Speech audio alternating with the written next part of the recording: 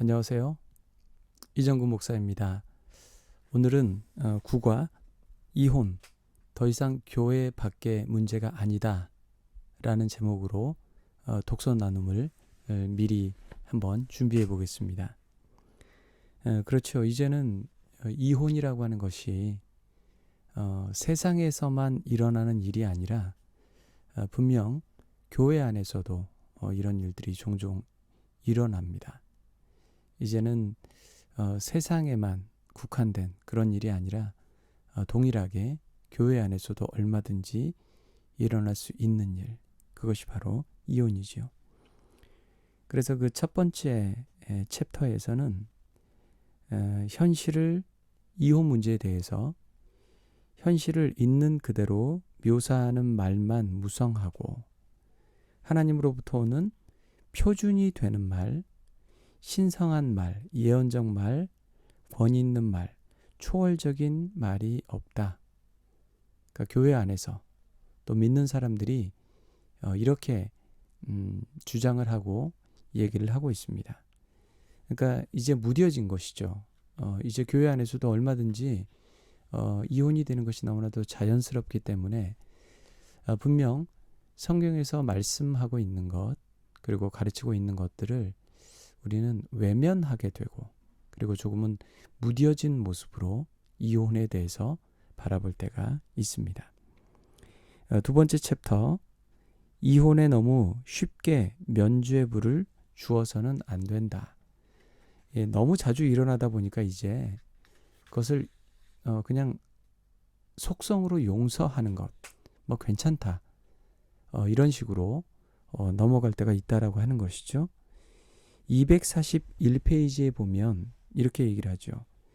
이혼하는 모습을 너무 자주 보다 보니까 이혼이 그들에게 정상이 되어버렸다. 그러니까 사탄 마귀의 어떤 지배에 대한 부분을 얘기를 하고 있으면서 마귀의 지배는 우리 주변에서 복음에 내재된 이미지, 그리스도와 교회의 한 몸 연합, 이러한 이미지를 손상시키고 있는 모든 것들, 그러니까 마귀의 지배 아래 이러한 이혼에 대해서 면죄부를 주고 가볍게 여기고 이러한 것들이 이제 통용되고 있다, 이렇게 생각을 해볼 수 있을 것 같습니다. 세 번째 부분을 보면 242페이지인데요. 이혼은 개인적인 문제 이상이다 라고 얘기를 합니다. 여러분, 결혼은 언약이라고 얘기를 했잖아요. 그래서 우리가 결혼식을 할 때 늘 사람들, 그 증인들처럼 그렇게 같이 초대하고 결혼을 합니다. 그것을 뛰어넘어서 우리는 하나님 안에서, 언약 안에서 결혼을 하게 된 것이죠. 그러니까 이것은 단순히 개인과 개인의 문제가 아니라 하나님과 언약의 문제, 또 교회와 또 성도들의 많은 증인들의 모습들, 이것을 우리는 조금은 무겁게 받아들일 수 있어야 되겠죠. 그래서 248페이지에 보면 유다는 거짓을 행하였고, 그러니까 우상 숭배를 했다는 것을 얘기를 하고 있는데, 말라기 선지자가 이렇게 얘기를 하고 있는 겁니다. 말라기 2장 11절에서 유다는 거짓을 행하였다. 그것이 무엇이냐? 유다는 여호와께서 사랑하시는 그 성결을 욕되게 하여 이방신의 딸과 결혼하였으니, 이렇게 표현을 하고 있습니다. 그러면서 국가는 우상 숭배에 빠져들었다. 하나님의 그 언약을 저버리고 이렇게 이 우상 숭배를 결혼 서약 위반에 비교하고 있는 것이죠. 그러니까 하나님을 섬겨야 되는데 이방신을 섬기는 것이고, 그리고 한 몸 안으로 연합된 그 부부의 그것을 깨뜨리고 이혼을 하게 된다는 것, 이것은 지금 이렇게 영적 이혼 문화를 얘기하고 있는 것처럼 결혼과 그리고 이혼이라 하는 부분들은 굉장히 중요하다는 것을 알 수 있고요. 249페이지에서도 이혼이 개인적 서약의 파기만이 아닌 것은 성전에서 우상 숭배를 하는 것이 단지 공간을 잘못 사용한 문제가 아니다는 것이죠. 마음을 빼앗기는 것이고 자신의 모든 정신을 다른 곳으로 옮기는 것. 그것이 바로 이혼의 그 문제라고 이 책은 주장을 하고 있습니다. 자, 그 다음 부분은 250페이지. 이혼이 허용되는 몇 가지 예외 상황들이 있죠. 당연히 있겠죠. 여기 책에서도 보면은 성적 부정에 대해서 얘기를 합니다. 이것은 어떤 하나의 그 연합이라는 것들을 깨뜨리는 정신적인 부정적인 요소이고요. 이런 성적 부정의 모습들, 이런 것들이 하지만 있을지라도 여러 가지의 내용들, 그리고 화해를 시도하는 것은 1차적인 그리스도인의 당연한 얘기라고 여기서 책에서는 얘기를 합니다. 그러나 이제 점점 254페이지에 보면 바울이 얘기를 합니다. 한쪽 파트너가 결혼이 끝났다라고 결정한 경우, 또한 배우자의 폭력으로 자신이나 자녀들이 집이 안전하지 않다고 여겨질 때, 학대가 있을 때, 이것을 얘기하는 것이죠. 그러니까 예외 조항들, 이런 부분에 대해서 성경은 이혼에 대한 예외 조항을 얘기를 하고 있습니다. 자, 그리고 256페이지에 보면 교회는 결혼에 책임을 진다, 이렇게 쓰여 있습니다. 여러분, 참 이게 우리가 좀 그러니까 교회가 결혼에 대한 책임을 진다, 무슨 말일까요? 자, 보시면 교회에서 결혼하거나 믿는 사람들 안에서 결혼할 때 우리는 그 모든 서약들을 이 안에서 얘기를 하고 서약을 합니다. 예를 들면 그 교회는 복음을 통해서 교회와 연합한 사람에 대해서 권위를 갖는다, 이렇게 얘기를 하고 있잖아요. 그러니까 그 복음 안에서 결혼한 사람들, 교회가 그런 권위를 갖는다라고 얘기를 하는 것인데, 문제는 많은 사람들이 결혼 생활을 시작할 때 교회를 갑니다.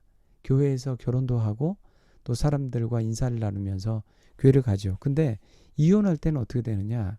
결혼 생활이 파탄 날 때는 어디로 가냐면 교회로 가는 것이 아니고 법정으로 간다.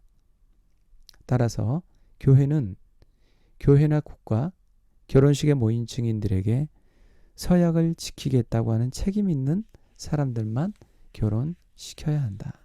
그러니까 교회라고 하는 이 복음 안에, 또 언약 안에, 그 안에서 그리스도인이 연합되는 것들에 대해서 분명한 책임을 느껴야 된다는 그런 얘기를 하고 있는 겁니다.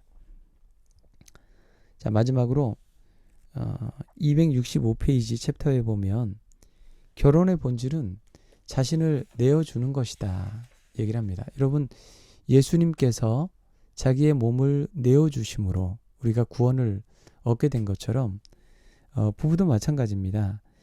여기에서 그 아주 담대한 주장이 나오는데요. 266페이지에 보면 어떤 이혼을 하려고 하는 사람에게 조언을 해줄 수 있는 자격 있는 사람, 그 사람이 어떤 사람이냐고 얘기를 하냐면, 십자가의 복음에 닻을 내린 교회는 위기에 처한 커플들에게 이러한 이혼하지 말라고 하는 조언을 할 수 있다, 이것을 얘기합니다. 왜냐하면 결혼이 어떤 것인가에 대해서 얘기를 할 때 십자가로서 그것들을 해석할 수 있기 때문에 그렇습니다.